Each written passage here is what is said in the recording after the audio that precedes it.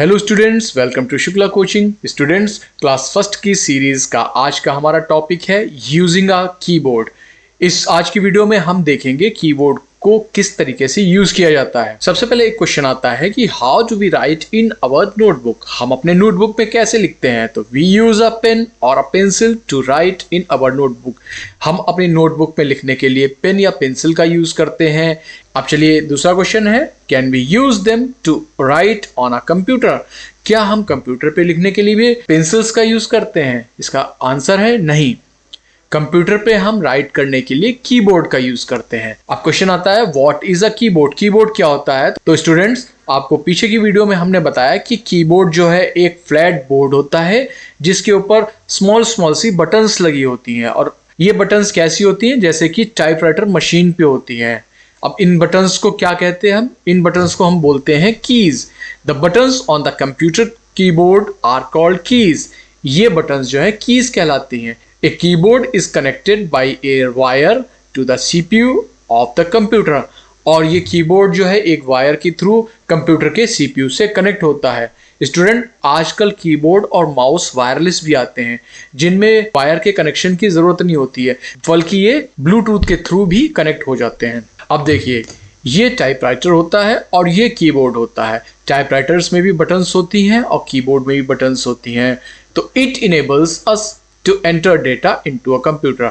और ये बटन्स क्या करती हैं? इन बटन के थ्रू ही हम कंप्यूटर में डेटा को लिखते हैं। Computer keyboards are similar to a typewriter keyboard. और कंप्यूटर का जो कीबोर्ड होता है वो सेम टाइपराइटर के कीबोर्ड की तरह होता है, बट कंटेन एडिशनल कीज। लेकिन इसमें क्या होता है? इसमें और भी कुछ कीज एक्स्ट्रा होती हैं। सेकंड सबसे बड़ा डिफरेंस क्या होता है कि जो टाइपराइटर होता है उसमें टाइपिंग करने के लिए हमें उसकी कीज को तेजी से प्रेस करना पड़ता है, जबकि जब कंप्यूटर पे हम टाइप करते हैं तो कीबोर्ड की कीज को हम, बटन्स को हम स्लोली, बड़ा सॉफ्टली प्रेस करते हैं।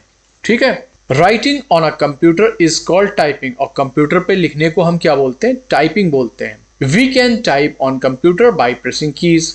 जो अभी बताया मैंने कि हम कंप्यूटर पर टाइप कैसे करते हैं, इन कीज को प्रेस करके। There are different type of keys present on a keyboard. और कीबोर्ड पर जो है बहुत सारी कीज होती हैं अलग अलग तरीके की। जैसे ये जो होती है, ये एंटर की कीज होती है, ये नंबर्स कीज होती हैं, ये अल्फ़ाबेट्स लिखे होते हैं इनमें।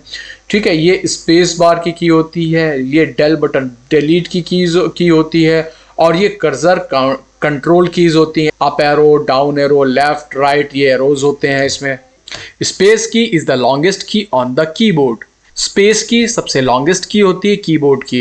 अब आप ये ढूंढ के हमें कमेंट में बताइए कि why the space key is to long. Space की को इतना लॉन्ग कैसे बनाया गया? अगर आपको पता है तो नीचे कमेंट में बताएं।